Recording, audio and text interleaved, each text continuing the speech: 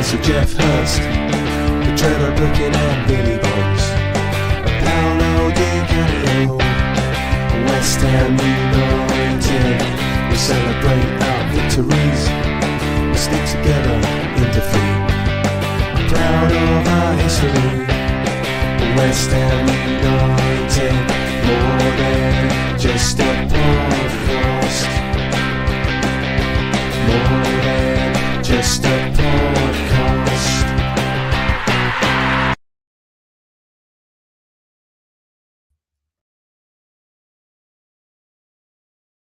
Where am I? There I am. Very good evening to you. I hope that intro has given you a brief insight as to the guests I've got on tonight. I've stolen their theme tune. I'll probably get sued by them, but hey, doesn't matter really. I hope you're all well. I hope you've all had a really good bank holiday weekend. There is no script today. I did read the interesting comment that someone left on the show I did this morning, where he went, "You're reading a script and it all sounds quite amateurish." Well, lo and behold, I am a fucking amateur, so I'm never professing to be a professional doing this. But so no script tonight. We're just going to have a few themes, and I've got a couple of people that are going to come on and chat about some of the things West Ham related, of course. So let's bring them on. Let's say hello to them. Good evening, Nigel. How are you? Long time. I'm in my shed. Wrong Fucking show. hell. If you hold up, if you're going to nick the one theme tune, you're supposed to take them all, aren't you? Well, yeah, I know. I couldn't find that one. Actually, you might have done us a favour. I think we could nick the audio from this for tonight and just bang it out on the podcast feed. Oh, there you and then go. I don't have to talk to him again this week. Let's bring it on, shall we? Good evening, Sean. How are you? No, it's not that. It's where are you? What are you doing? Yeah, well, it's not, there's about... No, if you can nick it, number one, you didn't have consent, right? So all right. Our lawyers will be in touch. There will be a cease and desist letter. But let's put that aside at the moment. You did not have consent. Thank you, Sean. It was really good to speak to you.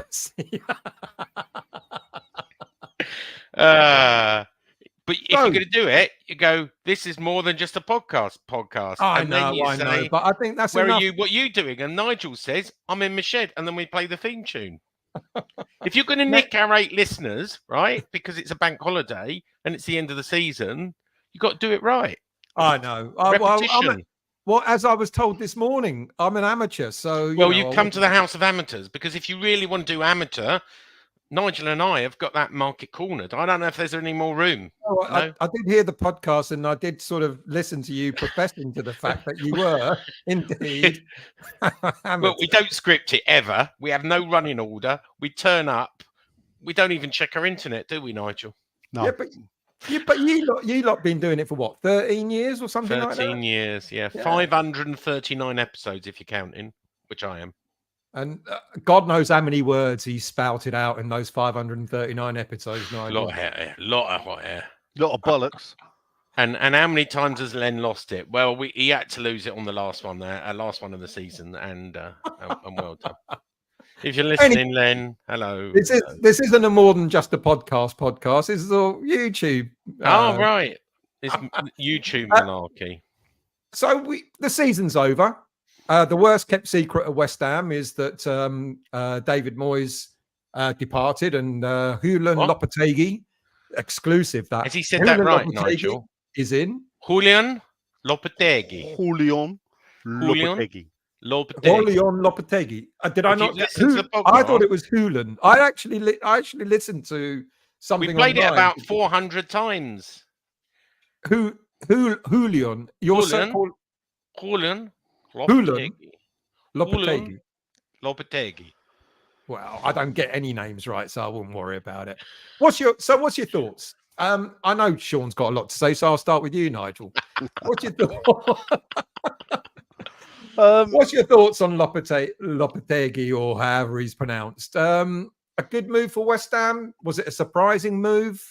Well, nothing's a surprise, is it? Because we're told in advance now, aren't we? So there is no surprise. As usual, we leak like a sieve, and we tell the waiting world what we're going to be doing. It's just it's not. I don't know if it's a strange appointment. In a way, there's a bit of continuity there. From some of the stuff I read about him and the way he sets up a team, he's probably going to be a bit more adventurous than Moyes. But then again, you couldn't sit any further back than we had been recently. So there's that outlook to it. I think he's not. Moyes is not a tough act to follow, to be honest. But at the end of the day, he's Moyes has been, whatever you look at it, he has been successful for West Ham in league position, in goals scored, points accrued, and at the end of the day, 50 weeks ago, he won us a trophy. So, and no West Ham manager's ever lost his job with West Ham in this position. No West Ham manager has ever lost his job with West Ham in the position they're in. Do you think, because we remember what happened a few seasons back, Sean, with the whole issue about the protests and so on, and Pellegrini was brought in almost as if, because when I first heard about Lopetegui coming in, my initial thought was this feels like another Pellegrini type appointment by the board, like a bit of a trying to get the fans off the board's back, and going for what seemed to on paper to be a signing, a managerial signing that would have appeased the fans. Is this similar? No, and I'll tell you why. But because he's called the Spanish David Moyes, right? Yeah.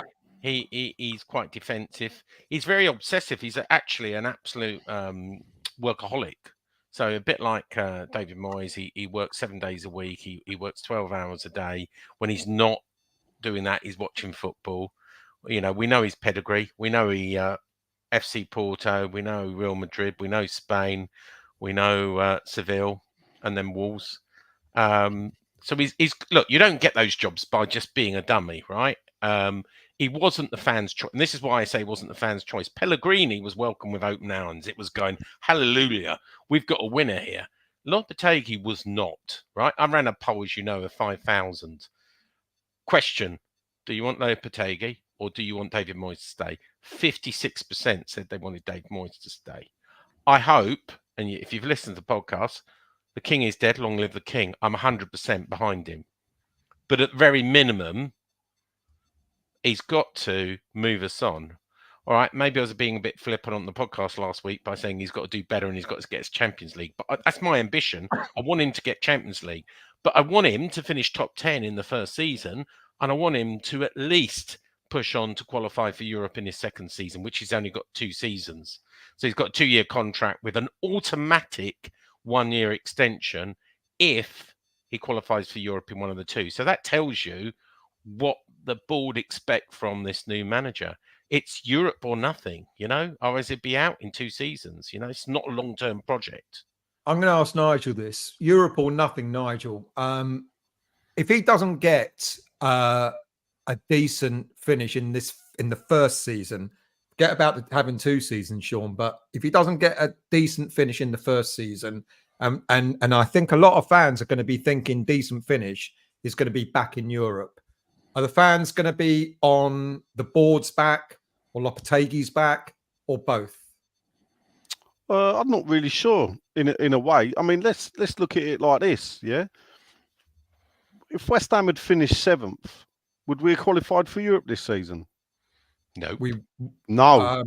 No. That's only just come out in the last 24 hours. But no. Yeah. Well, no, it ain't come out in the last 24 FA hours. Cup. It's always been the way that only the top 5 qualify for Europe. The other 2 do it by winning the cups.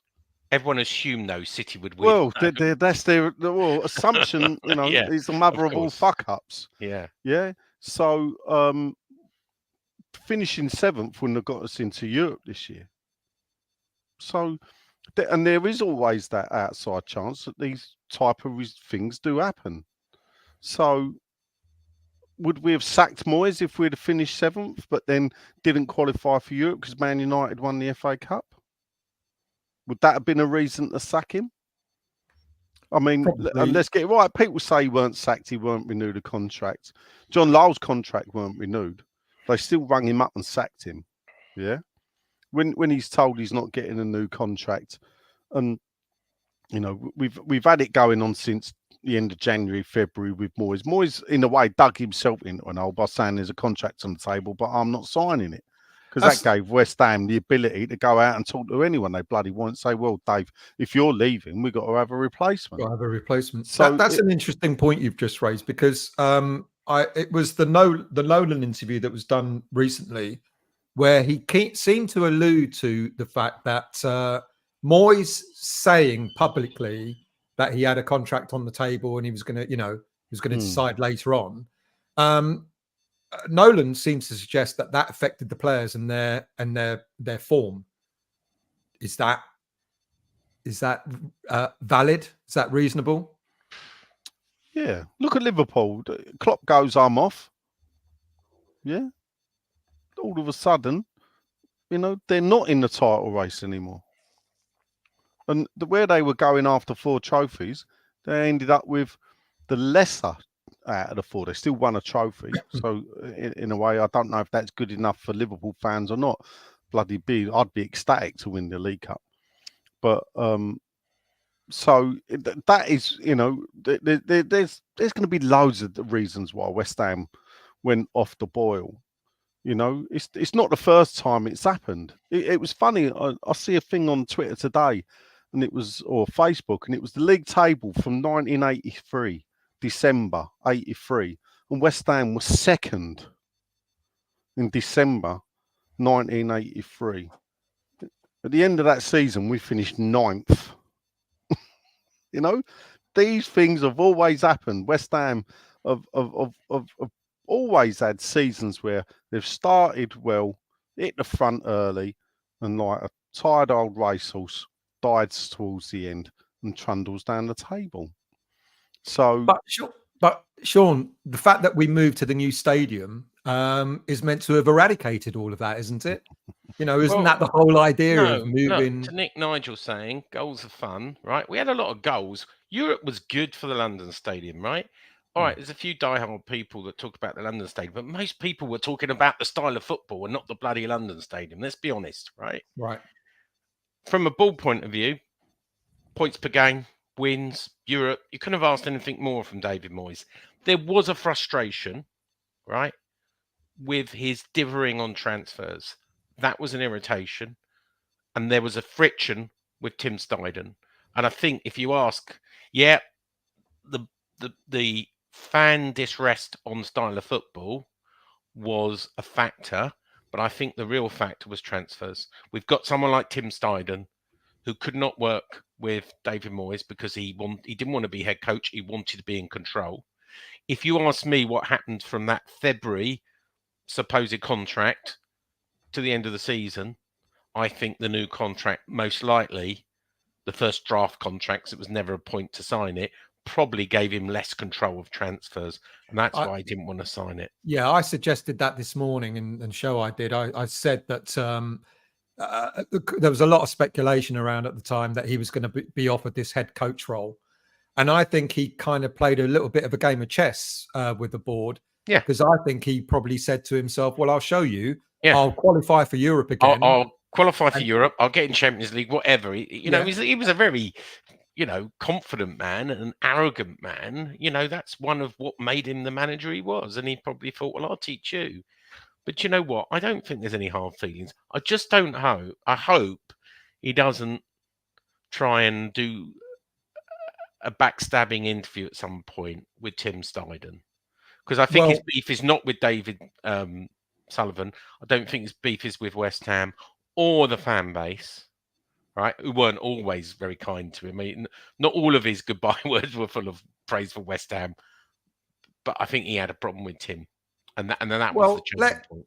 Let's get on to Steidten, because there's every suggestion, Nigel, to say that these two guys, Lopetegui and Steidten, are going to be working in harmony. Now, it's obvious, wasn't it, you know, that the relationship between Moyes and Steidten was strained. We thought maybe, especially with a really good summer transfer window last year, we thought, oh, looks like they can work together.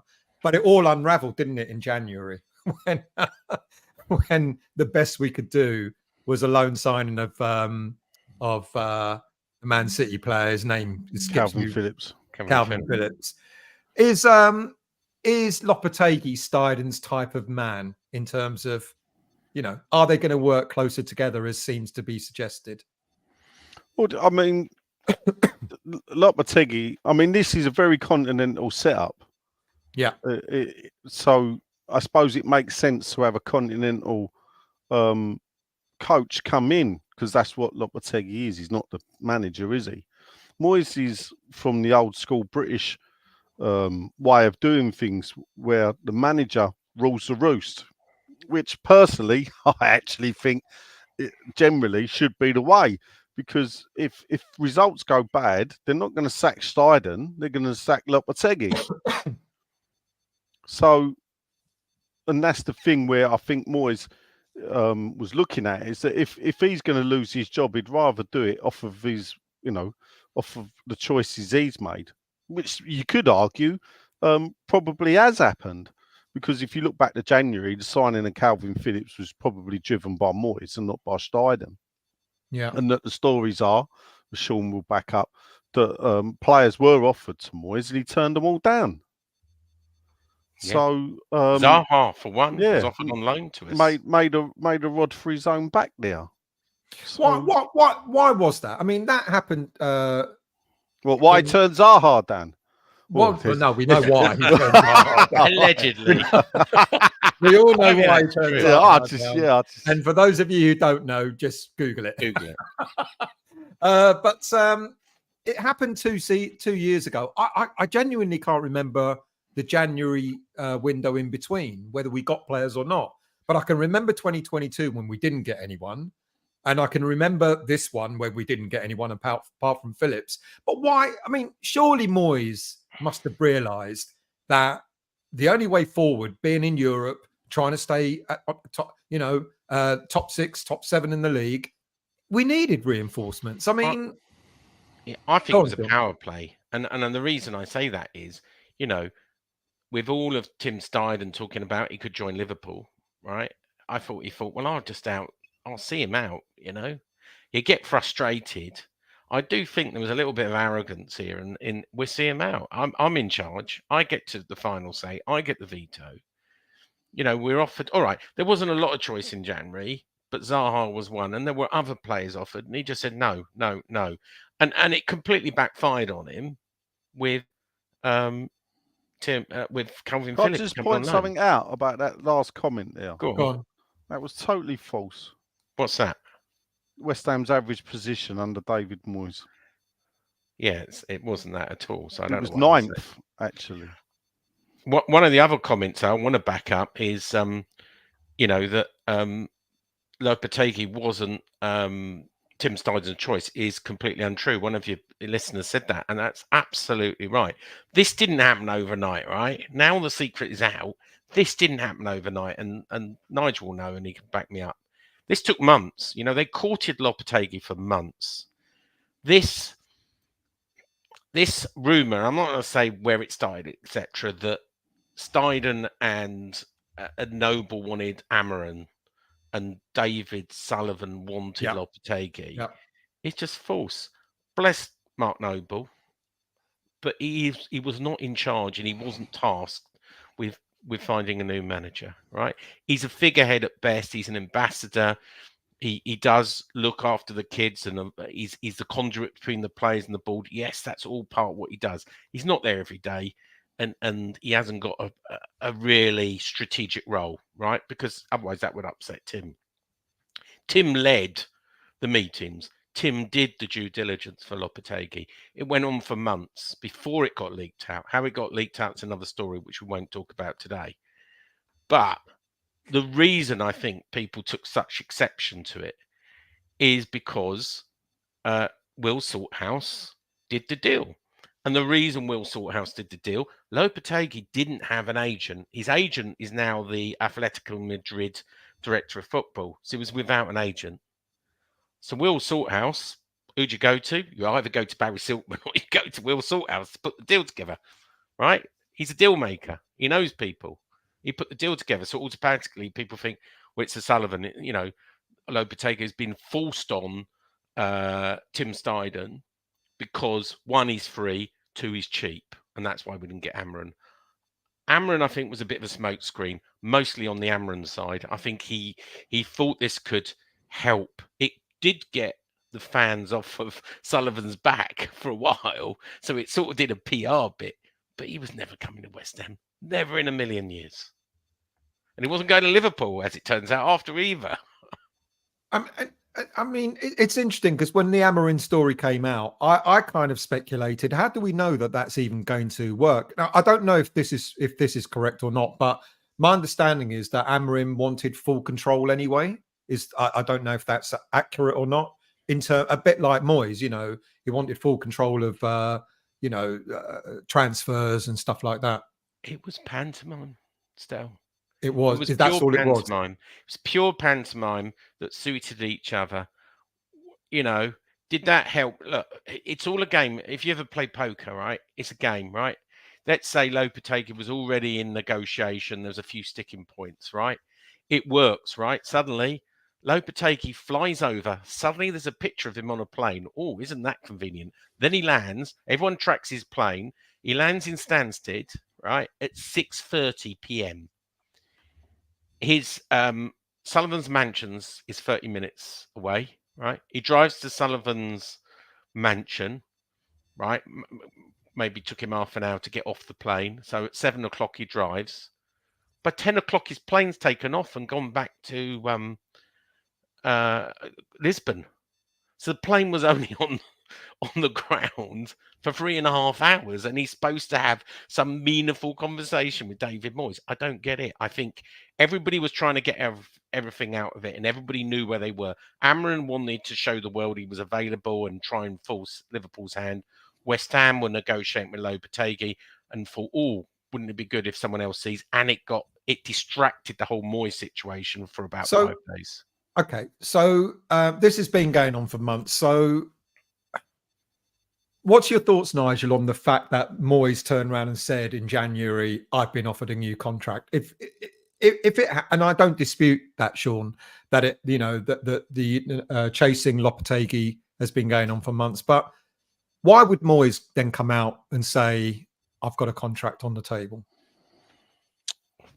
Well, one, there was questions over his future, weren't there? There was pressure from the fan base. And we all know that actually pressure from the fan base can bear fruit with this ownership. And I think it's what led to this. For whatever reason, West Ham have always, under Sullivan, have always had this, we'll decide at the end of the season mantra. You know, they're happy to let managers run down their contracts when they're not in relegation battles. So, and you can see it in a way with what happened with Allardyce's final season, mirrored the same as what happened in this season. And you got to feel, I feel a bit sorry for Moyes, because realistically, when he wins the trophy, if he was West Ham going to be West Ham's long-term manager, that's where he should have been offered a new contract. But they didn't. You know, it was the usual, let's run down the contract. I think there was a bit of bluff and bluster on Moyes' behalf in what he was coming out and saying about this new this contract that was on the table. There probably was talks about it, and he was probably getting his punch in first before the club. He knew that the club leaked and talks, you know, out of school to journalists and amateur journalists and everybody else. So he thought he'd get his punch in first, but of course, in a way, as I said, I felt like he walked into a trap there, because that gave West Ham the ability to talk openly to other managers, because he's your manager. He's not saying, "Oh, I want to stay." He's saying, "I might not stay." Well, fuck you then. We'll go and talk to someone else. Okay, But isn't it refreshing, though, Stel, that actually this time under Tin Steidten, we did our due diligence before a decision was made? That is what clubs should do. We've always said you should have a club B. I think the decision, remember, I think it went on for months. I don't think a decision was made, and I think Nigel agrees with me, till the 21st of April when we lost against Palace. Yeah. That's where really the death knell came. But I think up to then, when I talked to the senior source, we desperately want him to turn things around. We desperately want him to turn things around. And I think he was being genuine. He really did want him to turn things around. Yeah, well, I remember doing a show during that time saying much the same thing, that the board really wanted him to stay. He still had a lot of kudos with the board. And then, of course, there was all the thing about, once you start replacing Moyes, you start replacing his backroom staff, as we've seen. And they were always going to go. I do laugh when they went, "Oh, we only found out on Monday." I'm sure they did, but everyone else knew. But I'm going to pick up here on Peter's comment saying, why are we still banging on about Moyes? Yeah, why are we still? Yeah, why are we? That's a good point. Let's move back onto Steidten then. And because one of the first things that Steidten and Lopetegui have to deal with is, of course, the Paquetá fiasco. Look, I think everybody now knows what's happened with Paquetá, the charges that have been made, and people are still suggesting innocent until proven guilty. And Sean, I know you and I doesn't work that way, unfortunately. Well, exactly not in tribunals. Yeah, in criminal cases. But then why? Now, Kine and Isaac, who's went, the Sun newspaper did that interview with him, and he sounded quite bitter and talked about how he hopes that they throw the book at Paquetá. It's right funny, really, because I thought a fellow professional would be kind of like a little bit on the same side. But Isaac said that the police were called and they went to his house, etc. So, but this isn't a criminal charges. Case, is it? As you know, I've written quite a bit about this, Dale, and talked to a lot of people. Now, interestingly, Granit, the Arsenal player, had a similar thing, and he was never charged. An investigation for over a year. In the end, they dropped the cases.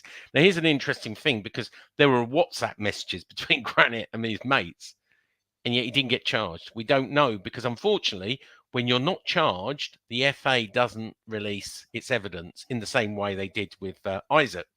Isaac was charged. Obviously, he pleaded not guilty. He didn't turn up for his own defence and was found guilty. Got 10-year ban and then 18 months more for other bets and not responding. Now, Paquetá, I'm sure, will plead not guilty. I've been told by players close to the representatives close to the player that there's no evidence.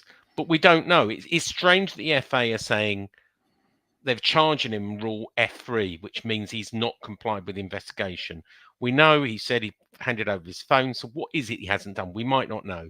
4 counts of E 5.1, which is basically spot fixing, which is a criminal offence under the Fraud Act of 2006 and the Gambling Act of 2005. Almost definitely the National Crime Agency has been involved. FIFA's been involved. The Gambling Commission's been involved. But why hasn't he been charged in the same way? And I think the difference is the burden of proof on a criminal charge is beyond reasonable doubt, what they call the 99% test. In a tribunal, it's akin to a civil case, and it's called the 51% test, which is in all probabilities he did it. And that's a much lower bar. It's the same with O.J. Simpson, God rest his soul. He got off the criminal charge, but faced the civil charge, and obviously lost that. Now, I don't know how much circumstantial evidence they can do, because you look at, I'm not an expert, but I'm sure we can talk about this. You look at the yellows, and some of them look a bit dodgy, right? Sky have released all the videos, right? There obviously is the new account set up in Paquetá Island, in where he lived, to post be associates with him.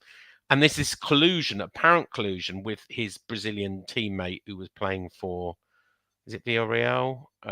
Betis, Real Betis, who they bet on a double. Now, there's something that's we don't know here.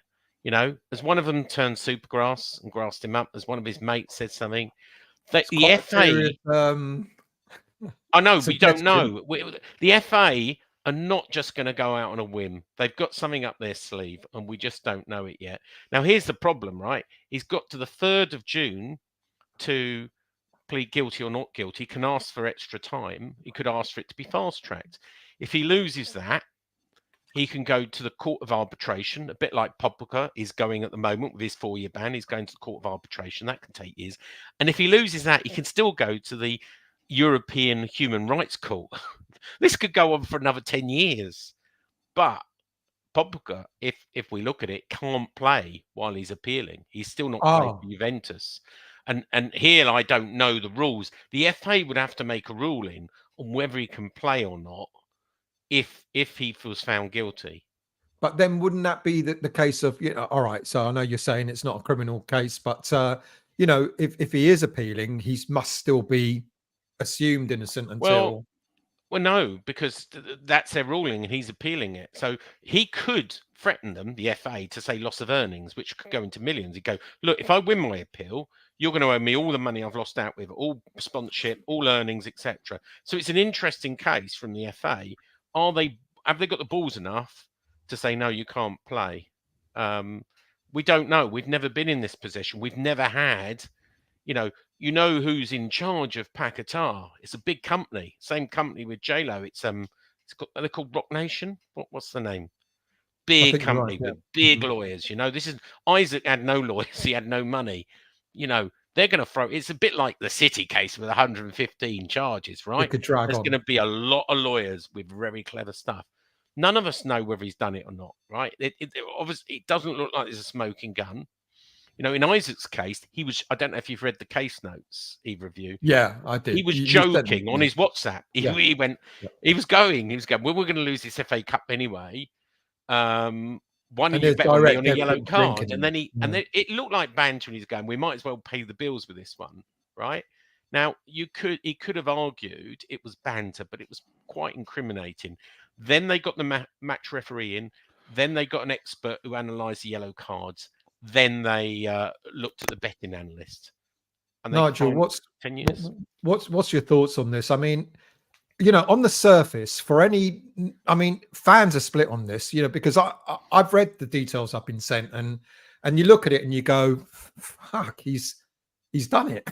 He's actually, he looked guilty. I mean, look, at the end of the day, the betting companies, so some stuff's come out. They've not played their hand. They've got more information than they've revealed, which leads me to think that they can probably win their case and that he will get banned. Because at the end of the day, what has been put out is that these are accounts that were new. How many bets had these accounts lost on yellow cards? Yeah? And how many did they win?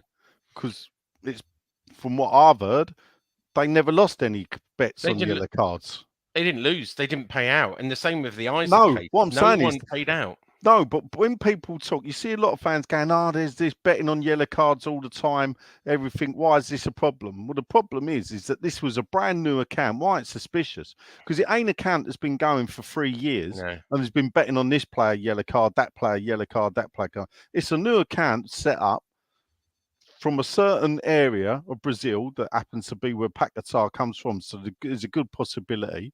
These accounts were new accounts set up, bets were placed, and they won the lot. Now, come on. But it's not just that, Nigel, because it's only, I don't know if you know, but for new accounts, and someone from Betway's confirmed, there's regulations. £200 limit. Yeah, £200 limit per bet. Now, a lot of them were placed on a double, but it wasn't just Betway, right? A lot of the hate has gone Betway's way.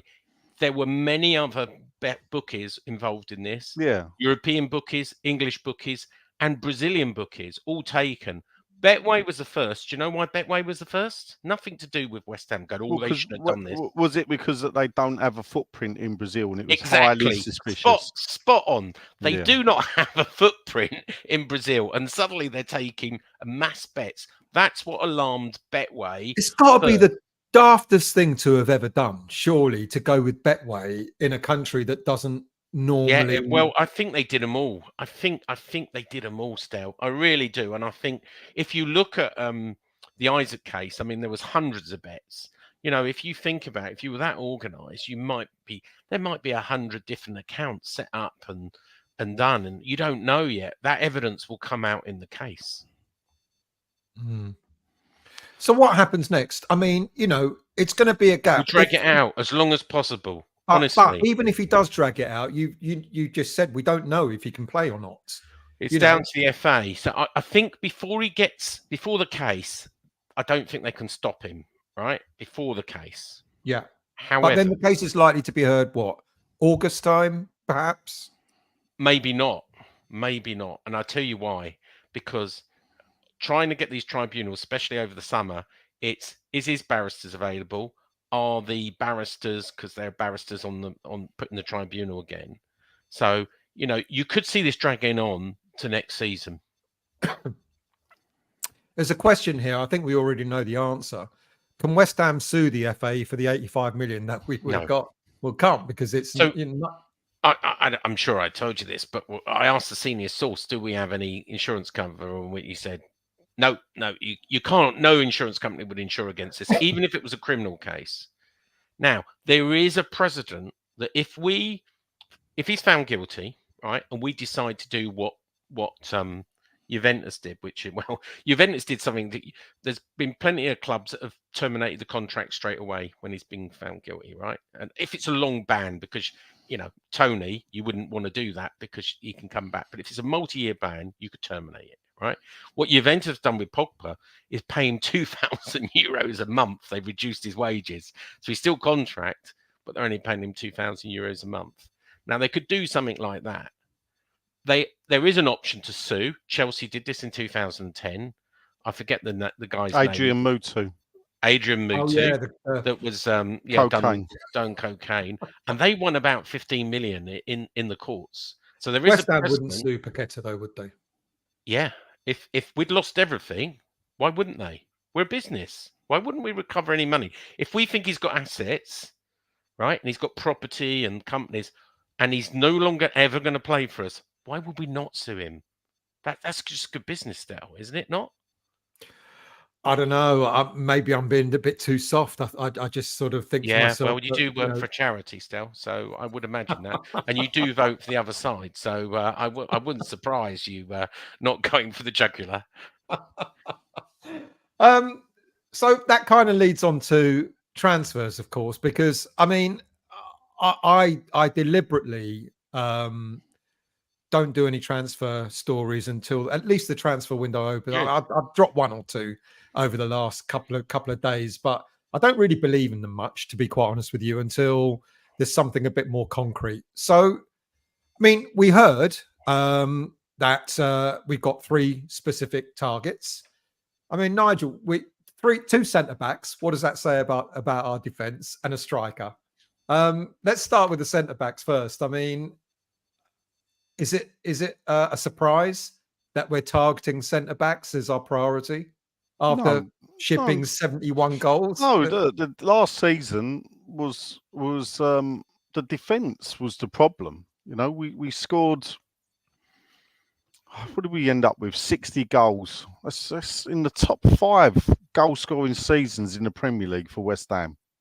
I know it don't feel like it, but it was. So, but obviously it was the worst defensive ever put out by West Ham. And you know, there's various ways of looking at it. Was the problem actually in midfield as well, that we allowed them to come onto us too much? But I mean, we can all you know, we can all see. We all know Aged don't want to play for West Ham, wants out. So there's one. Ogbonna, age was definitely caught up with him. Yeah, he's definitely gone. So there's 2 out of the 4. That leaves Mavropanos, who was probably signed as a backup, and Zuma, who we can all see struggles, even though he played 33 games in all comps this season, maybe more. So he's gone through the season. He played a lot of football. He hardly ever got subbed off either, did he? Mm. So, but he has a laboured way of running, and that we can all see that perhaps, you know, doesn't bode well. So therefore, I mean, if it's only 2 centre halves, I'll be surprised, unless, you know, we're going to bring in one of the boys from the youth team, or we're going to trust in Mavropanos to maybe come good. Well, yeah, but then but that is trusting on Mavropanos to come good, because you know, how long can realistically Zuma? What's Zuma approaching? 30 now. He's 30, 31, yeah. Yeah, 30. and with his, you know, he's on a downward spiral anyway due to his age. Without throwing in the bad injuries that he had that would have all built up. You know, so realistically, you are looking at 2-3 centre backs, and then we're looking at a centre forward. You know, let's hope we finally get one right, because at the end of the day, the best strikers West Ham have had, you know, let's get it right. Antonio wasn't signed as a striker. Bowen wasn't signed as a striker. They've been our best goal scoring threats the last few years. So the last good striker we probably had, madly, was probably Andy Carroll. Mm. And that was in his first season when he was on loan. Yeah. and then he started to get his injuries as well. Yeah, and then you know, so we've not been blessed with striking options. I'm gonna ask you a curveball question here, because I remember when we signed Zuma, and there was the stories that were going from Moyes was trying to decide between Milenkovic of Fiorentina and Zuma. And I remember back then, how many seasons ago was that? 3, I think, maybe. And we kept hearing the stories where Moyes was going to go for Milenkovic, and then Zuma became available, so he was trying for that. Then it was back on Milenkovic, and then there was something about agents. Milenkovic's agents wanted more money, and so on and so forth. In the outcome is we ended up. We knew Kurt Zuma's injury record. It was no secret that he had problems with his knees, etc., etc. So, was this another Moyes error? I didn't want to go back on Moyes, but was this another Moyes error where there was Milenkovic who hardly ever got injured? He's about 4 years younger, and he was half the money. Or was it Moyes going, it's got to be Zuma or no one? Moyes wanted Zuma. He pushed it through against maybe some reservations elsewhere in the club, but he's the manager. You've got to back the manager. I mean, Zuma's done quite well for us, but we knew about his knee. The knee came up in the medical. Manager still said he wanted him. I mean, again, it's water under the bridge now. It is what it is. We all knew, you know, we all knew what it was like. And he's still a good servant to us when he can stay fit. He has, even though he, a bit like, was it Carlton Cole? Was it also Andy Carroll? They all played with injuries where they had special training programs. So is he any different? I don't see it as an error. I see we backed our manager, and which is what we should do, and we should back our head coach and our director of football going forward. Zuma's not been bad for West Ham, has he? No, I don't think so. You know, well, every season he's missed at least a third of each season that he's been at West Ham. It's just managing. Has he missed a third of this season? Then? Sorry, mate. Has he missed a third of this season? I don't think he has. I think he's played. It wouldn't surprise me if he's played him on the European games. I think is what a lot of the European games, Nigel, is what they're saying. He's saying, and I think it was because a Gerd's strange injury that kept him out, apart from playing for his international team. Almost had no choice. It looked like Zuma was playing through. It looked like Zuma was playing through the pain. I'm sure that's right. But he's not alone in that. I think I like Nigel, and I hate to agree with him, but I like to disagree. I think he's done all right. I think he's been a good signing. Yeah, all right. You knew he's not going to be a 50 games, but who would have known when we bought him? We're going to have 3 seasons in a row where we played 50 to 60 games, right? That was dream world. I mean, if you go, yeah, well, we're going to sign Kirk Zuma, and we're going to play between 55 and 60 games for next season, people go, yeah, come off it, you know? So there is a little bit of sympathy, you know, water under the bridge, hindsight and everything, but you just go... What about this comment from Troj, Nigel? We can't afford 2 quality centre-backs. That's pretty much true, isn't it? You know, we're going to get onto transfers and how much money we've got to spend. Because it's not going to go very far for the number of players we need to get. But then but this is the thing about it is the one thing West Ham's never been able to do is have consistent quality, because we ain't the type of club, people may be surprised to say or whatever, that has top quality players willing to sit on the bench and wait for another top quality player to have a bad game for them to come in and play it. We're not that kind of club. So our best seasons are when we've got a great 12, 13 players, like top quality, and they don't get injured. So if you look at Moyes' season where he finished 6th, I don't think the injuries were that bad.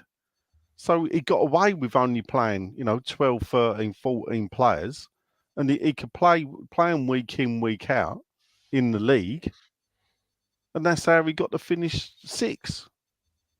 Because it was the only full season he ever managed West Ham without European football. Yeah.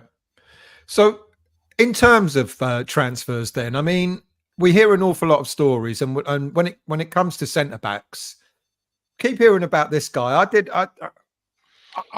Hang on a minute, Stel. You said you don't do transfer rumours. No, I don't. Put up a transfer rumour. I know. I've got a few of them, actually, to be quite honest with you, because I thought... I thought, well done. You don't do transfer rumours unless you know something, right? I'll tell you why I put him up. I'll tell you why I picked about 3.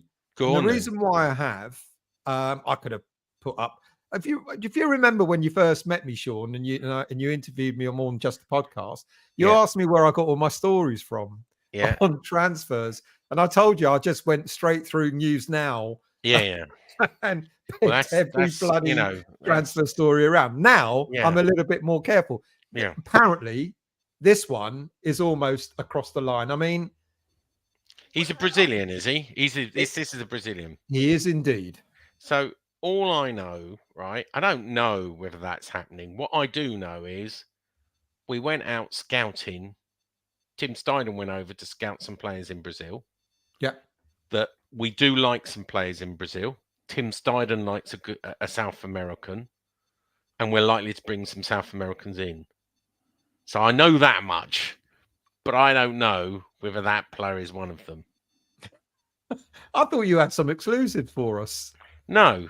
Look, if I know about if I get a real sniff of going, look, the agents, we're doing this, we're doing that, I'll say so. I used to play the game of following the reports, but most of it, it's so difficult to say. I'll wait until I know something. I definitely know we're out in Brazil watching games. Definitely know one of them at least is a defender. And I know Tim Steidten likes... I mean, if you remember, we sent out the guys just left. Newman, wasn't it? That's right. He was out there in 2022. So it's interesting that they've got rid of him. I mean, obviously there's no room in Lopetegui's new and Tim Steidten with his brother coming in, Moritz. But who knows, Del? I mean, I'm sure we'll find out soon, but who knows? It's all a bit of speculation at the moment. But what I've been told is we're gonna sign. They hope to sign 3 players by the end of June, 2 to 3 players. They want to get some of their business done early. Okay, and that would be good because we've heard that for the last couple of seasons, and then right at the last day of the season, differing day. But let's hope that those days are gone. Remember, the international window doesn't open to the 1st of July. Lopetegui does not start his official paid work until the 1st of July, as I said before, and people go, and we're gonna have him for free. I know. This is the squad that is there at the moment. I think I've got everybody, and I've separated the players out according to who I think will be absolute starters, who I think will become squad players, and who are likely to leave. I mean, Jesus. If we know that Lopetegui likes a 25-man squad, we know that he likes to rotate his players and uses all subs, etc. So by that very nature, we're going to need something like about 12 players. And hang on, academy players aside, and I know people, when I've done a show, I know people said, well, some of the academy players will come in. Maybe they will, maybe they won't. But if Lopetegui wants a 25-man squad with 8 homegrown players, he's going to have to bring in 12 players, which he ain't going to do. So I've got players on the right-hand side. I mean, we know Johnson is just, he's not staying. Johnson's definitely 100% going. Mumbama is 100% going as well. I got that confirmed. It's going to go to tribunal for compensation because he was an academy player. Well, anyone under 24 years old goes to tribunal. I think he's going to Sunderland, Mumbama. I was just making the analogy of Robert Hall. Do you remember Robert Hall? Who we offered a contract. Yeah. We offered a contract and he didn't. 2010. He went to Bolton. They in tribunal, they wanted to offer a lot less. They ended up paying 450,000 for him. Then up front, 250,000 if they got promoted to the Premier League, which they never did. That after that, not while he was playing for them. They had to pay £10,000 per appearance for him in the Championship, and he paid 34. And I think it was 50,000 per Premier League for the first 100 as well. So, it was quite a good deal. But you know what? Nothing happened. He didn't really hit the ground running. He left on a 3. He joined Oxford. And he's 30 years old now. I just looked it up, Nigel. He's playing for Richmond and Hampton down the road from me, long league football. So, they don't always get it right. So a similar sort of thing is going to happen with Mumbama if they get get promoted. Name me one that has left. Nigel might be able to. Name me one that was left in this situation and really done well. Maybe Junior Stanislas is possibly the only one. I mean, Junior Stanislas, he went up to Burnley first with Zavon Irons, didn't he? He did, yeah. And they both really struggled there. But I think Stanislas was lucky because I think Burnley were managed by Eddie Howe at the time, who then went back to Bournemouth and took Stanislas with him. And it took him a few years to get back. He had a good career, Stanislas. I don't think he probably could have had a good career with West Ham as such, but did he set the world alight? Not really. Anyway, we do this a lot. We're digressing from your agenda, Stel. No, there's no. As he said, there is no agenda. Mumbama is leaving. But I've got a few slides to help us along. But I definitely know Ogbona's leaving. I definitely know Cresswell's staying. I definitely know Fabianski's saying. Obviously, Kera's already gone. Yeah. Ben Rama will go if the French financial authorities give the okay to Lyon to pay the 15 million. They do want him, but they've got to get permission first. So then that leaves another 3. Downs and Southampton definitely want Downs. There is no option. There is no obligation. They definitely want Downs. Downs has done really well in the Championship, and the jury's out with West Ham fans because, ironically, we would normally look for a very good Championship player to maybe bring in to West Ham United, and Downs has been superb. Absolutely. I mean, even the final against Leeds. Does he get in this team? Does he get in this team? Could he get in this team? This is the big thing. It depends on who we buy. He's playing week in, week out for Southampton. He's done very well, right? Does he get in this team? Is he a first team starter? And if the answer's no, I would say Downs might be better where he is. I know he's a West Ham fan. I know he's from Brentwood and all of that lot. But don't we need? One of the things we need is strength in depth. So wouldn't Downs? Yes, he probably wouldn't be a starter regularly.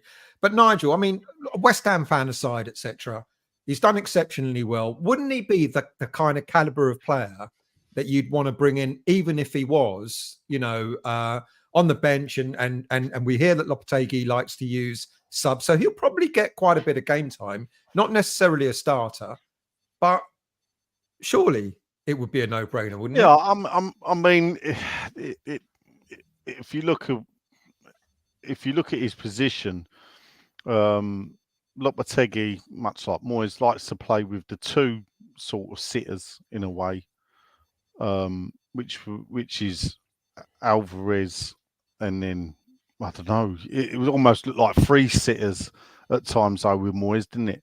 With Ward-Prowse and Souček as well as Alvarez there. But if you want to compete on not just on the league, on the cups, and cope with injuries, like I said, then realistically we've got to be trying to convince Downs to stay with West Ham. He will listen, even if he's Alvarez's deputy. Yeah, he's going to get 10 games, isn't he? Because of Alvarez is going to be banned. Yeah. Because every 5 games he gets a couple of games banned for all the yellow cards that he gets. So Downs will get game time. Hopefully we do well in the cups. We ain't got Europe, so there's going to be less cup games going around. But I think it would be silly to not try and convince him. It's up to him. The funny thing is, the only thing I say is you got to be truthful with him. Tell him, are you a starter or not? Sit down with him. This is what we think. Do you want to do this at West Ham? Hopefully the lure of being a fan may stay, but then again, he may choose Southampton. There ain't one Southampton fan that's got a bad word to say about him. Yeah. And it's basically the manager loves him because he bought him at Swansea.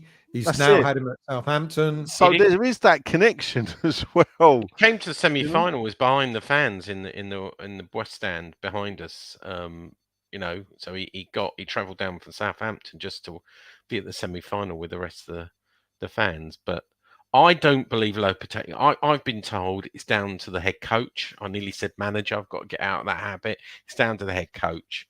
I'm not convinced. If we can get 15, 16 million for him, there's a reason I say 15.5 million for him. I think he'll go. Why is that so significant? So tonight, without Paquetá, 85 million, right? I've always said Nigel knows this. We budget a certain amount of money for transfers, right? If you look historically, that's somewhere between 25 and 40. Let's call it 30 million, right? And people laugh and go, oh, that can't be right. I'm talking about net funds. That's how much we spend. If you look back over the last 10 years, it's around about 30 million, right? A lot of it's been spent in the recent one, but it does even itself out. We earn around extra revenue, around 30 million from Europa League. That's from prize money and ticket revenue by playing those games at the London Stadium. So it's a roundabout, and they have coefficient bonus, etc. So there's about a pot of 60 million. And some people go, that's not enough, right? But this is roughly what people budget for, right? The finance teams do. On top of that, you've got Kehrer, 9.5 million already sold. You're hoping you're going to get 15 million.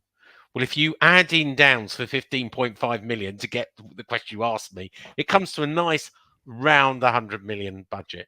But how many all right, Nigel, we've heard that the priority is 2 centre-backs and a striker. None of those come cheap. And someone said earlier, unless we get Guehi from Crystal Palace for nothing, we could, Sean, we can spend all of that 100 million on just 3 players. Which is not going to fill the squad. So what's Nigel, what's 100 million going to buy West Ham United in this day and age? Given the fact that we've got to have homegrown players in the squad as well. And we all know that homegrown players have British players have a levy on them. They always go for a lot more than, I'm not going to say more than they're worth, but they are more expensive than overseas players. I mean, when you look at it, 100 million, just to stand still, we need 7 players. Just to stand still. Before people use the new buzzword, which is progression, I want to see progression, which was a word I never used ever about football. Going football, I've never thought, I really want to see progression. So just to stand still, we need 7 players. So, what are you looking at there? 12 million a player. What does 12 million a player buy you? Not a lot. Half a Yarmolenko, isn't it? But you know what? Isn't this right? What is Steidten called? The Pearl Diver. The reason we brought him in is do a little bit of money ball, right? To bring in some of these players, these gems. So no, we're not going to go to the Premier League. We're looking at 2 things. We're looking at the South American market, the European market, right? For squad players and maybe the odd striker. If we look at what we need to fill the squad, we need 8 players, right? We're 3 down. The 3 players we're losing, Ben Johnson, Connor Coventry, who left in January, and what's the third one? Homegrown? Yeah, homegrown. Well, Joseph Anang is going. Joseph Anang, if he goes. But, I mean, it doesn't make any difference whether Hegarty comes up. Anang's 23. And I think Nathan Trott is leaving as well. But that's because they've just not made the grade, right? So it doesn't make a difference whether they are in or out. People like George Earthy, obviously, worth saying, doesn't need a squad place because he's 19 years old. Anyone under 21 can play in the senior team without taking a squad place. So you don't always have to fill all 25. But I think if I was Tim Steidten, you look at value in the Championship and say, who's done well? Where can we get value? Because, if people think we're going to carry on spending 150 million, 200 million, think again. We spent big with David Moyes.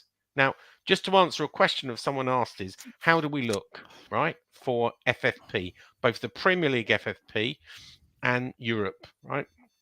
70% for Europe and etc. There's one big thing, right, that happened last July that is a get out of jail free card. And do you know what that was?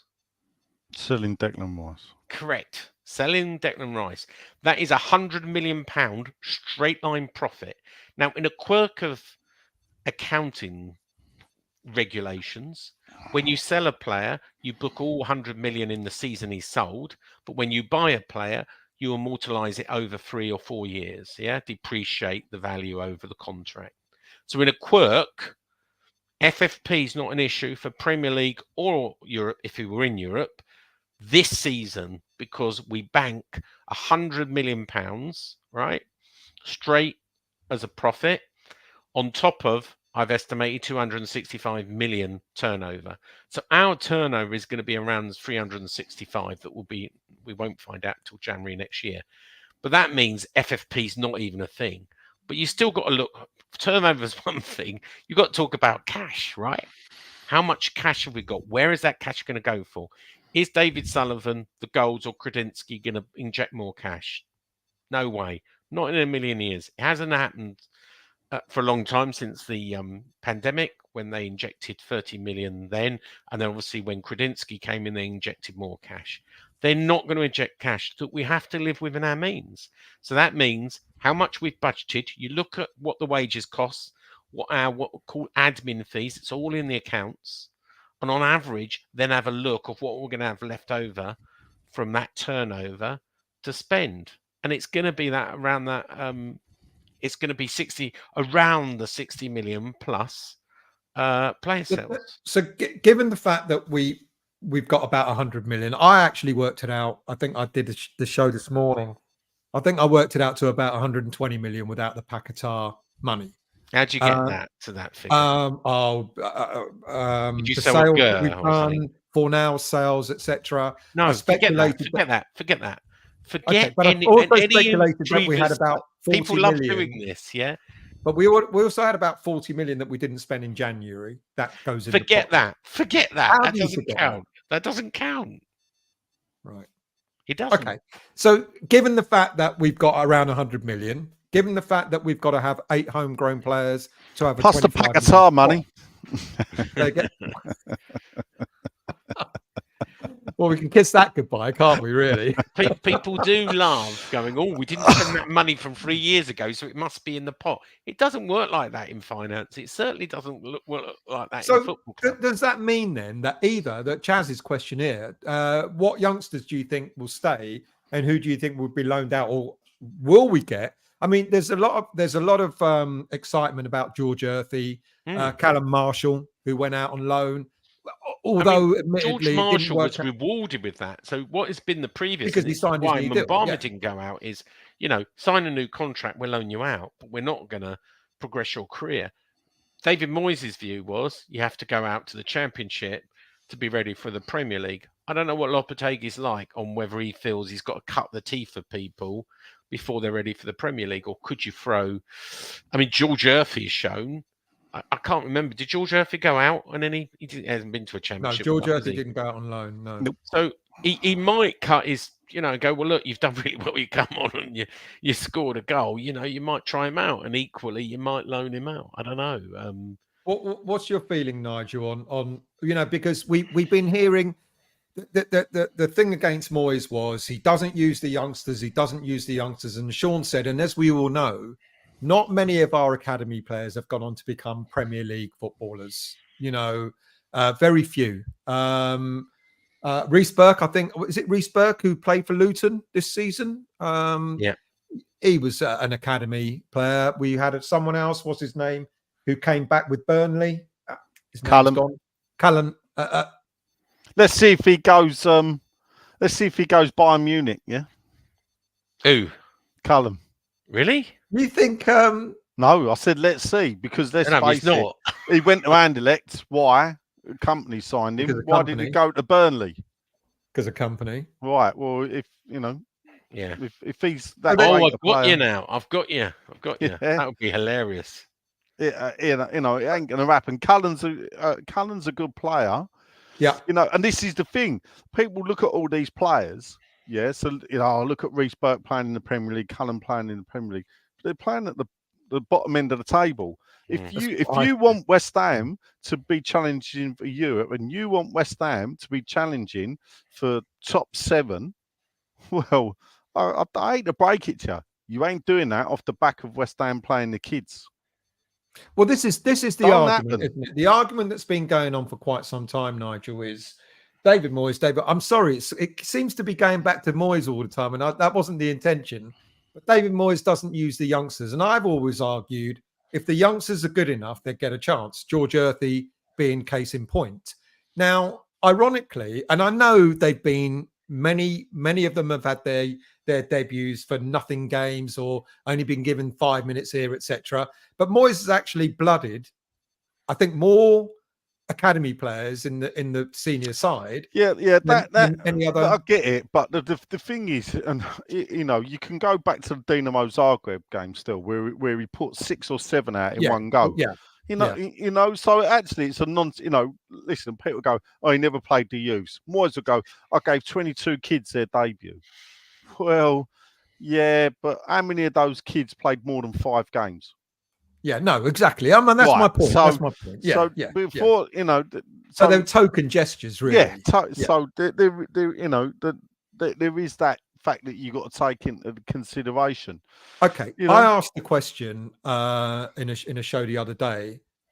What happens to Lopetegui as a head coach if he doesn't play? Because everyone now is speculating. Oh, they're doing the math.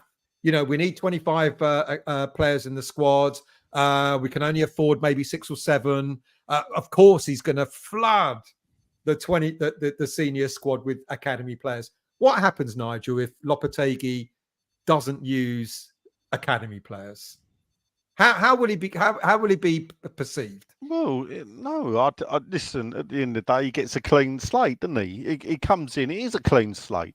So, here's a thing, isn't it? The thing about Moyes is, I put a thing up the other day on the website where I said, advice to Lopetegui. If someone asked me, give him advice. I'd say get the results that Moyes achieved, but do it playing redknapp football. Because the thing is, I think David Moyes isn't West Ham manager now, down to the fan backlash against the way he played. And at times, I'm on record as saying, but Jesus Christ, West Ham bored the shite out of me at times, watching them. So before people put me down as being a Moyes apologist, I'm not. But at the end of the day, you know, we did score a lot of goals under David Moyes' football. And we'd also conceded a lot of goals, which is probably realistically his undoing. The fact that when you're playing defensive football, the idea is to not concede. And he's done it worse than Avram Grant. If Lopetegui's coming in with a clean slate, but I don't know. Everybody's got their own perception of what West Ham should be achieving. The thing is, we've just had 3 years in Europe. Never been done before in West Ham's history. Not many managers have managed to get 3 top 10 finishes. You know, so Moyes done it. Moyes only had 4 full seasons managing West Ham. You know, John Lyall, I think, had 4 top 10 finishes, and he managed West Ham for 12 years in the top division and 3 outside. So I think even Ron Greenwood had about 4 or 5 top 10 finishes. You know, the highest Ron Greenwood ever got West Ham was 6, and he had more worse than Peters for half of his time as managing West Ham. So, you know, and I know that's all about the past, but this is something that runs through the DNA of West Ham. This is the club that we are. So therefore, when people say, "Oh, I expect us to be challenging the top 6," show me the evidence of that. Why you think that? Because I can come up with loads of reasons why you shouldn't think that. Now it's up to people. If that's what you want from football, if that's what you want from West Ham, that's, you know, who am I to say you're an idiot? But if you think West Ham are going to be challenging top 6 and then challenging top 4, I'll tell you now, we can look back at this in 3, 4, 5 years' time. It ain't going to happen. It is not going to happen. You might do, and people can look at Villa. Villa are on the borderline of FFP. They are. I was about to say that. Yeah, so, they're in real financial trouble. Let's see. You know, let's see how Villa handle. And they couldn't win. They couldn't be champions of Europe, could they? At the end of the day, you know, they've done well. They've got into 4th spot, and that's a fantastic achievement. Did we ever think though we'd be in Europe 3 years running? If you look back, I know BK. What you know, you're saying, you know, you never know. There is that odd thing. And this is where you find the gems, right? Because can we afford 12 players? No, but I see that Steidten is aiming for that sort of 15 to 20 million euro kind of range. That gets you 6 players for 100 million, right? Now, if you sell someone like Gerth for 30 million, big if, that gets you quite a lot more of 15, 20 million euros. But that's if he's going to be a pearl diver. If you start seeing that we're looking for a 60 million player or 50 million player, I don't see any marquee signings this summer. I see a lot of good gambles where we're going, do you know what? This has got everything we need in a player to make it in the Premier League. And if we get 3 out of 4 right on that, and a bit like Kudus, I mean, let's be honest. I mean, all right, we paid a lot more money for him, but, you know, we have got some gems before. I'm trying to think of one. I mean, some people have talked about, you know, the youngsters and that Lopetegui. We know that he was successful with the under 19s and the under 21s. Under 20s, yeah. Spain. They won the championship there. So he knows young players. He's not afraid. And I talked about the side he had at Seville, where he had about 2 or 3 youngsters in that team, young players who have gone on. I think one of them went on to Barcelona or wherever it is they went on to. And I mean, Ben's saying, you know, at least Lopetegui coaches players. You're underestimating our youngsters. They'll get more out of them than Moyes ever did. But are any of them good enough, apart from George Murphy, right? I want to challenge you, right? Because Moyes does get this blame for not playing the youngsters, but how many of them make the grade? If you look at, all right, Ben Johnson made the grade, Declan Rice made the grade, right? But it's been few and far between. We've been here before, right? We believe George Murphy is going to do it, but I remember being convinced that Freddie, what was his name? Freddie Sears.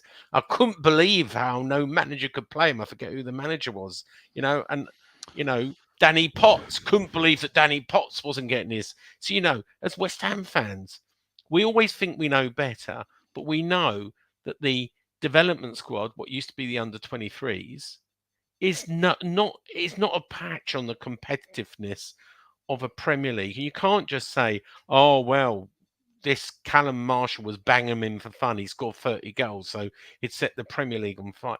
The reality is, are our academy really that great that a number of them get in the first squad? I don't know the answer, but be careful of trying to say we need a manager who gives them all a chance, because we're not a Man United or a Chelsea with the best talent in the world. We've got some good. But then players. Other people would argue. I mean, Nigel, you know the history far more than any of us in terms of the caliber of youngsters that we've had through. I mean, the irony is, was it the season that we went down when we had some of the best youngsters around? Cole and various others who then all went on, didn't they? They went to Chelsea and they went to Man U and they went to wherever, and they forged great careers under different teams. I mean, but that's the trap we fall into, isn't it? I mean, if there was ever a time we had a great crop of youngsters, but when you look at that, how often does eras like that come around? Well, West Ham, exactly. Very rarely. So I mean, look, there's possibly there's I would imagine probably 3 or 4 of those youth players that won the Youth Cup that should be given a chance. Funny enough, I think Mubama got shortchanged a bit by Moyes, but some of that was his own doing, because at the end of the day, he constantly said, "I'm not signing a new contract." If he'd have signed a new contract, I believe he would have been played more. And the fact is, quite right, in my opinion, if the bloke don't want to sign a new contract and commit his future to West Ham, why the hell should we play him? And further his career, because he's walking away for next to nothing. We get a tribunal, but he's walking away for next to nothing. We'll probably get about £1 million. But here's the same thing with Ben Johnson. Ben Johnson refused to sign a contract. Why should we further his career? They would both sign a contract, but they both want first team wages. If it's believed what I'm told, Ben Johnson wanted 60 sovs a week plus, and Mumbama wanted first team wages, not incentivized, but he wanted first team wages. And this is the curse of agents. I don't know. I think with Ben Johnson, I think he has been shortchanged, frankly, on the it's too late now. No, that's what I'm saying. I think when you look at it, I think he has been shortchanged. You would have paid him 60 grand a week and said, well, that's what other people are earning. You've earned your place. I think in the end he went off, and I think he's going to Palace. But the irony of that, Sean, is that he'll go off. We will need a right back that we'll probably end up paying 50 odd grand a week for. But we burnt our bridges. Moyes wouldn't sign off on it and say he's worth 60 grand a week. 60 grand a week is probably an average in Premier League terms. But he's a youngster. Maybe he's been offered more at Palace. He gets a signing-on fee. The agent gets more money for a free agent. Let's not forget that, right? There's no such thing as a free agent anymore. Someone said, "Oh yeah, we're going to sign this goalkeeper, but fee is a problem." It won't be. And they go, "Well, how can it be the fee if it's a free agent?" Well, it's a signing-on fee and the bloody agent fee. It's always the bloody agent fee. Agents want millions now to make sure the free agent comes to you, and because they've got their clients here and they go to that place, and this is the power they hold now. Not go tell their client where to go, what's best for their career. They go where it's best for the agent, and that's the world we live in now. And agents control free agents now, and we may be looking at some free agents. We may be looking at some loan signings this season, because I don't know. Did Lopetegui? I don't know enough about his career, whether he likes to utilise loans and free agents, but that's another option for him, isn't it? I don't know, to be honest. I know Moyes didn't like that, but you don't know under the new head coach. I mean, I've not really looked too much at Lopetegui, but I mean, he's I don't know. You know, he did well at Seville, but then again, you know, his Seville team got beat by West Ham. You know? Well, he wanted. He did. You know, he was that Craig, good at Seville that we turned up and beat him. He wanted Craig Dawson, right? And he got him. And he wanted Cresswell. And Cresswell's move, if you remember, £2.5 million move to Wolves only fell out because he walked away from the Wolves that's job. right. And Gary O'Neill didn't want him, and he got really upset about that. You know, the stories are that Lopetegui's been offered a king's ransom to in the transfer window to go out and buy players. It's not going to be that way. Ransom? No. We just can't. You got to look at the finance. Look at people just get carried away and go, "Well, that's not enough money." It's pure finance. Have a look at what we spend, right? Literally, look at last year's accounts. Look what we spend. Take a few averages, how much it's increased in Europe, etc. Whatever's left, right? We can spend. Now, can we make a loss? We can make a loss, but within certain parameters are we allowed to make losses. Money has to come from somewhere, as David Sullivan once told me, right? If you lose £100 million, at some point you've got to pay £100 million back. Where does that money come from? We're not a country like America or the UK that keeps on borrowing money on bonds from other countries with no intention of paying it back. Football clubs are like companies. At some point, we've got to pay them back. We can't keep on overspending, borrowing. At some point, it's like a credit card. It's going to catch up with us. We're going to have to pay it. And then many fans will argue the last few seasons. You know the counter argument to that, and the campaign that Nigel led on. You know, when we still at the old ground. You know, therefore, if the money's not, you know, if we don't have that vast amount of money for transfers. What was the point of moving from the stadium? What about all the TV money? What about all the money from Europe? What about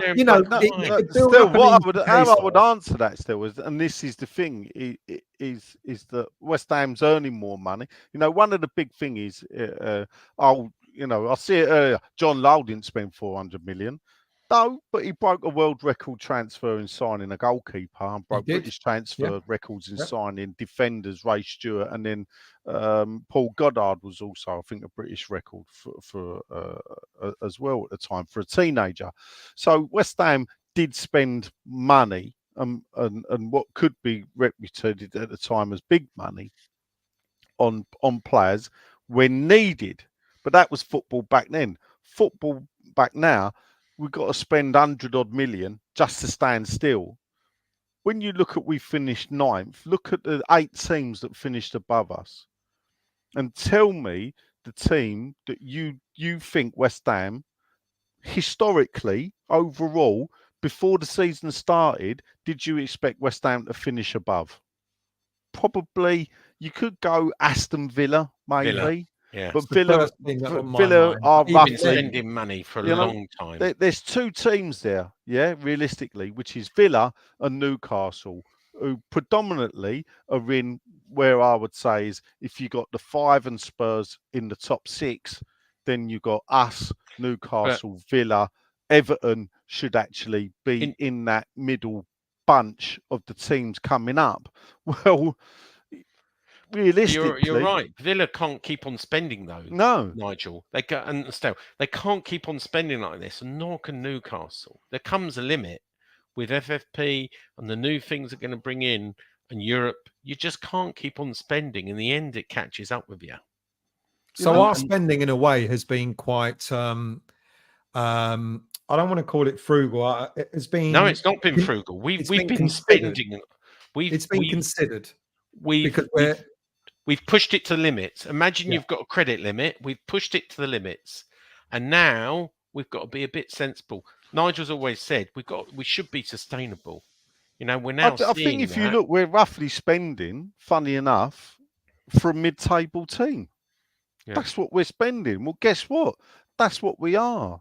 And the thing is, we can't spend what FFP's done, and people do finally realise that now, has he stopped the teams like West Ham from becoming permanently, from joining, or a lot of other clubs from permanently joining the top 4 or top 6.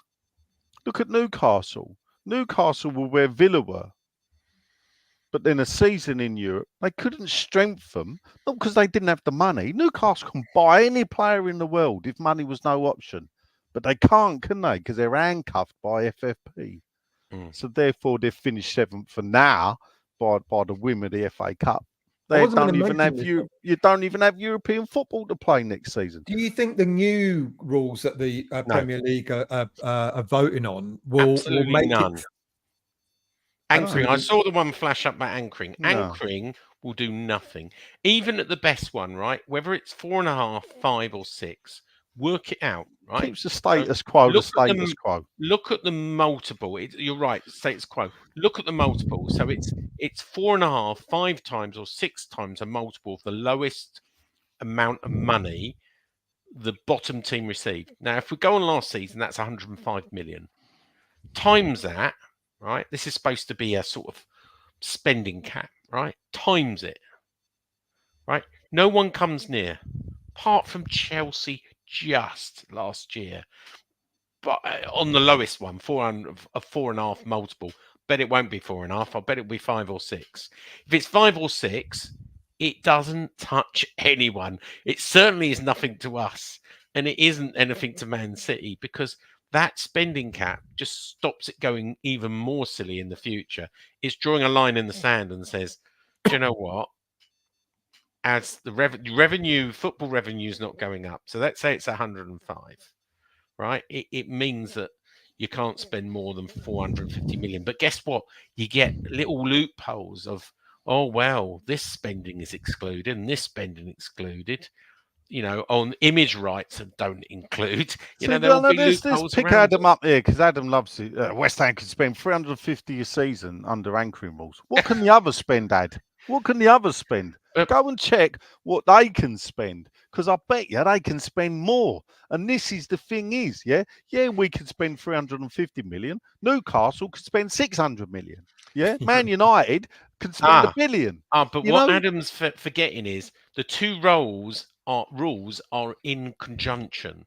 So you can't spend 350 million because the anchoring rules has come in for a second regulation. The first regulation will be, if I remember rightly, 85% of your turnover, right? So if your turnover and normal turnover, all right, it will be 365 this season because of the one-off Declan Rice. Next season, it will be around the sort of 250 mark, right? So 250, you can spend 85%. Quickly do the maths. But Sean, it don't matter because you still can't spend it. No, it's not that. It's can you outspend the teams above you? And the answer is you're all in no. Yeah. So No. actually, it's fucking pointless. It's not there to keep everybody. You're right. Yeah. It's there to keep everybody in place. It might slow Chelsea down a little bit, but they're not worth the paper they're written on still. They're really not. These anchoring rules and the new, if anything, they're a lot more relaxed than the current rules. So the current rules that caught Everton and Nottingham Forest out was the amount of losses you're allowed to make. When you turn that into a straight 85%, at the moment, Europe, it was 80% this year, it's 70% next year, which we're not in the competition, right? So of your turnover minus what we call virtual spending. But, when there's a lot more loopholes and very well-paid lawyers. If you listen to the price of football, very well-paid lawyers will get round of, that doesn't count and that doesn't count and this does, Suddenly, we're spending 100 million on women's football and in the academy. Yeah, right. Because that's what everyone does. Ask Kenny Brown, the academy manager, go, how much of the money that we put in the books do you get? It's the biggest wheeze out there. So that must mean, given all the, how many players we need and stuff like that, and maybe the academy players aren't the answer.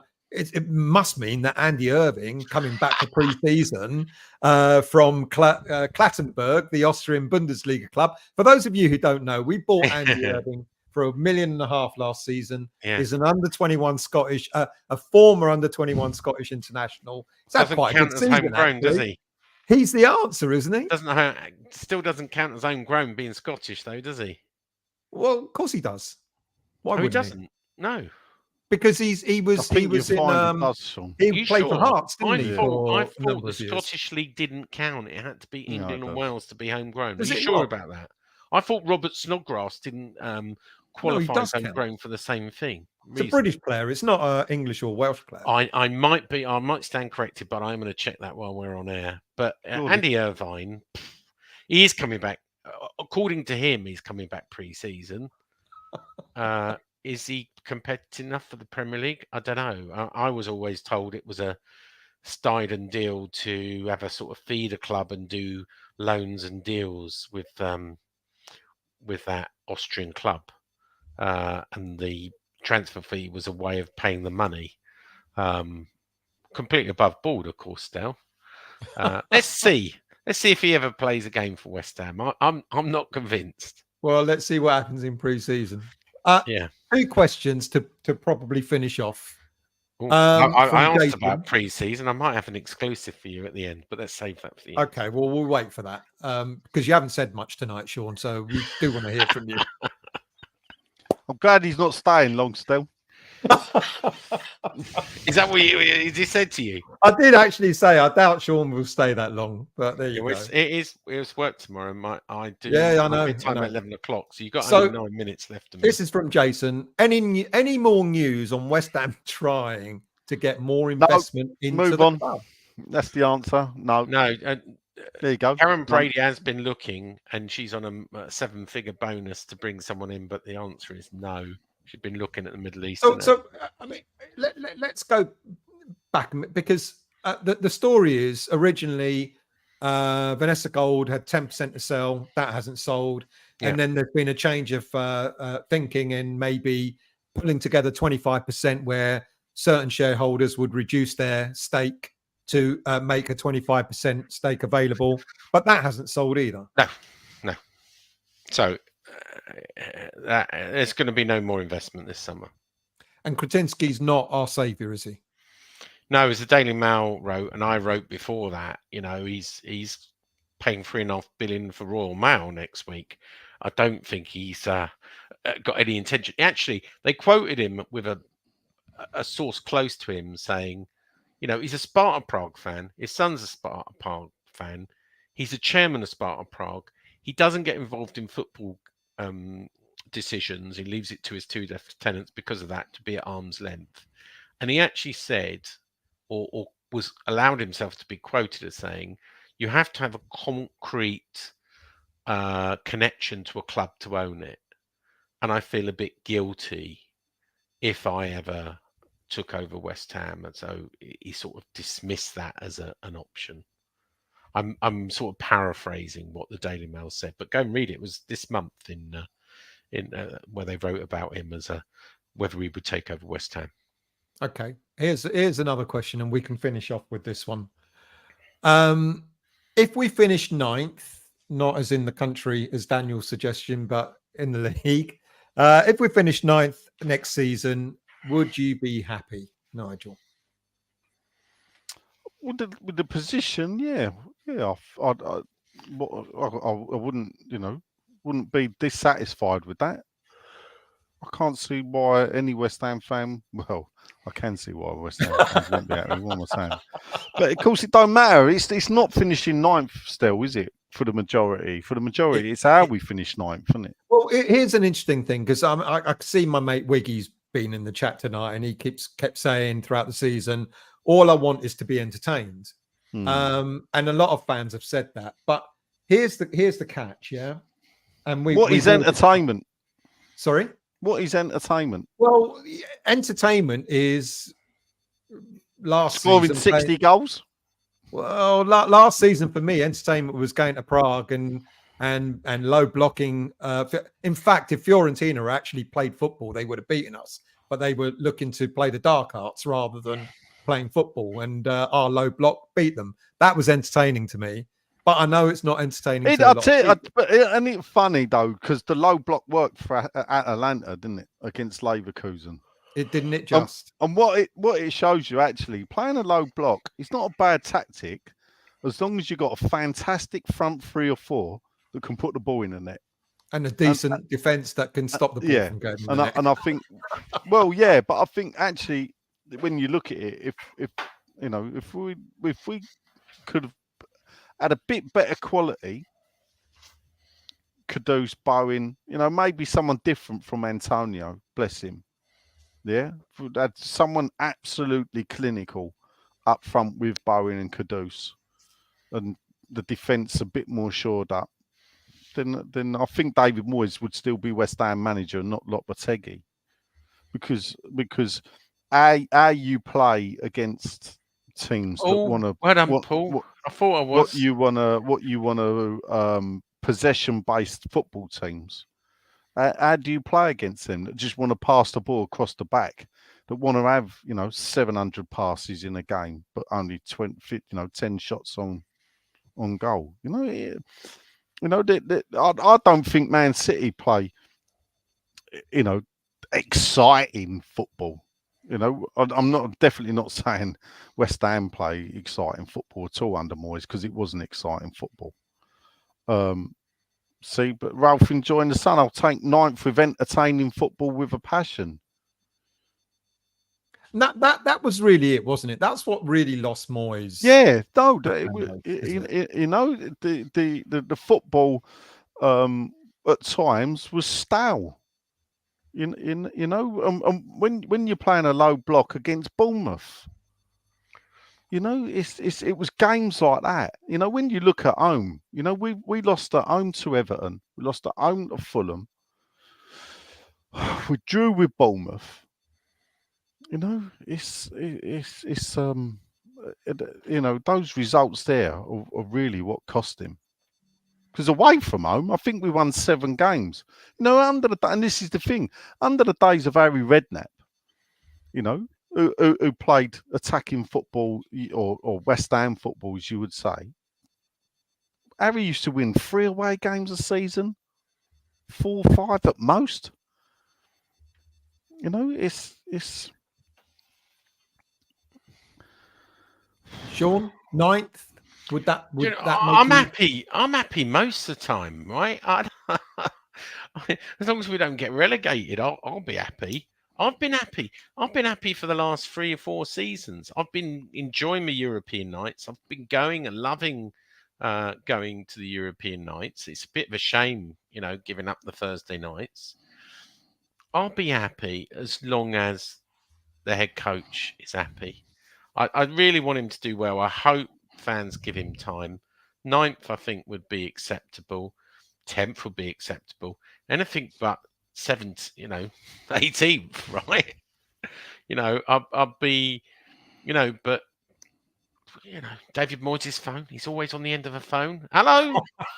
David Sullivan here. Yeah, we fucked up, didn't we? What, you could start on January the 1st? Yeah, we're getting rid of the Spaniard. Yeah, it didn't work out. All right, mate. Okay, be around in a minute. Bye. Be around in a minute. He's got a flat in Stratford. Look, I hope it works out. I enjoy going out. I'm not a purist of saying, the football must be attractive. I want goals. I want wins. Right? I'm a very simple creature when it comes to football. Right? So that was the question that was asked. Would you be happy with 9th? What are you expecting next season? What realistically, first season for Lopetegui, a squad rebuild. I call it an evolution, rather than, I'm punning one of your phrases, Nigel, an evolution rather than a revolution, because it's going to be, it's not going to be a million miles away from what Moyes has produced in terms of football. It's going to be the mid block rather than low block. But he is more technically minded let me rephrase that. He wants his players on the pitch, very technically gifted players to fill that midfield. What's your real expectation, Nigel? You've said you'd be happy with 9th, but what's your real expectation? This is the thing. I don't have really expectations. All I ever wanted from West Ham was like a decent cup run, not be relegated, and enjoy a game of football every now and again. That's for me. You know, that's what I want. Yeah, you know, maybe I do lack ambition. I don't ever believe West Ham's ever going to win the title in my lifetime. I'll be very, very surprised if we finish in the top 4 in my lifetime. And hopefully I've got a good 25, 30 years left in me. And I'm happy with that. Yeah, that's the West Ham that I've supported all my life. So I'm not going to suddenly throw my toys out the pram and stop supporting West Ham for that reason, or demand this and demand that. That ain't me. I go to watch the football and enjoy the football. That's predominantly all I expect. What comes after, we'll see. Or what comes because of it. I won't be hung up in analysing Lopetegui's tactics, that's for sure, in how he plays or whatever. So good luck to the bloke. I hope he's the West Ham manager for the next 5 years. I do. And the reason for that is because he's done something right. He's done Europe, yeah. You know? I've got to go soon, or now. Okay. But 6th place, FA Cup final. I'll be happy. Ambition, not expectation. Ambition. 6th place FA Cup win. Final. No, I'm not going to say win. FA Cup final. No, I'm saying great day out. Great day out it would be at Wembley. I mean, look at what it meant to Man United fans, right? You know, how great is that to win? You know, you're facing City, you're thinking, write this off. How delighted were they to win the FA Cup? Quick question before you go. Who would be your choice for captain next season? Tough one. It is a tough one. Alvarez? No. Realistically, you're looking at the likes Bowen. I was going to say Bowen, but I don't know if Areola has got any. You can't have a goalkeeper as a captain. Well, you can have a goalkeeper actually. No, you can't. It's not very good. It's not, honestly. It's not. Unless it's Fabianski, of course.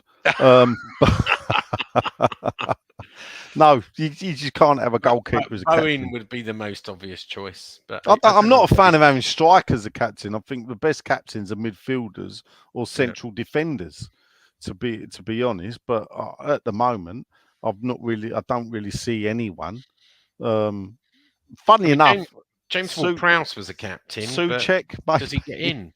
James Ward-Prowse won't play that many games. He won't start that many games. Well, he might go to Southampton, of course, with Danny Ings. He might go back to Southampton. But, you know, they might have 3. They might have Bowen, Downs, Ings, and James Ward-Prowse in Southampton. Who knows? I know about sleeping. I think we're comatose. Sorry. A comment from Andrew. We're a sleeping giant. All right. And this is the last question, I promise you, because they're both asking the same thing. Sean, what's the exclusive? What's the exclusive? You promised an exclusive. Well, so lots of We've people got another half an hour. No, lots of people have been asking me, what's the pre-season friendlies look like? Loads of people have been asking me. So obviously we have been asking. There isn't one at the moment beyond USA. However, get ready for the return of the Betway Cup. Dagenham and Red. With Dagenham. The Betway Cup. Oh dear. Week before the start of the season. Get your tickets in. Pre-season friendly back at the London Stadium. Haven't got an opposition yet, but you know. But we'll dig. We'll maybe unearth, like German champions or something like that. They should go out and get whoever's won the Champions Euro Conference League, shouldn't they? Either Olympiacos or. We did play. That would be. We played Bayer Leverkusen last year. Well, we played but the Europa League. Who won the conference? The team that Skamaka now plays for. No, that was the UEFA Cup. So the Conference League, we're still the current reigning conference champions. Still, we got till next week. We've got till Wednesday. That was the Europa League. This week. If you want to make money, if you want to make money, and this is about money, right? Pre-season friendly, Lazio, West Ham, Lazio. Can you imagine that? All right. On that note, Caps, really much appreciated. I know it was last minute, so thank you both for coming on. What happened to your normal guest then? No, there weren't going to be any. I was not even going to do a show tonight. I didn't write anything because normally, you normally write stuff. No, I don't. No, the content I put out. What's your very much appreciated. appreciated. You don't write beforehand, blimey. No, I've got to write notes. If I don't write notes, I've got no idea what I'm talking about. I don't have any idea what I'm talking about when I've got notes. So I noticed you're the only one with a modern badge there. You what? Sorry.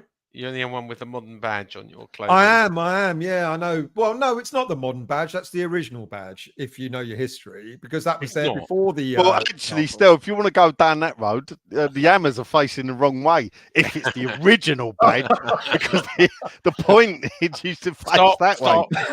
In the transmission. So I think you're wrong there still. Well, anyway, thank you all. Thank you both. Much appreciated. Thank you for the last minute. But let's do another one again before you start your More Than Just a Podcast channel. By the way, people, I know I took the piss by nicking their music, etc. But if you're not a subscriber of More Than Just a Podcast, it is worth that. You won't see them on YouTube. You've got to listen. You actually old-fashioned way of listening, but it's a good show, and it's even free. Sean's apparently quite good in it as well. Boy, that's what Nigel told me to say. Well, of course he does. Much appreciated, chaps. Thank you. And I'll see you later. soon. Bye. Thank you all very much for watching. Really much appreciated. I'm sorry. Normally I do a lot of the comments. I did try and put as many up as I possibly could, but my apologies for not being able to do so tonight. But appreciate it. I hope you enjoyed the show, and I will see you all very, very soon.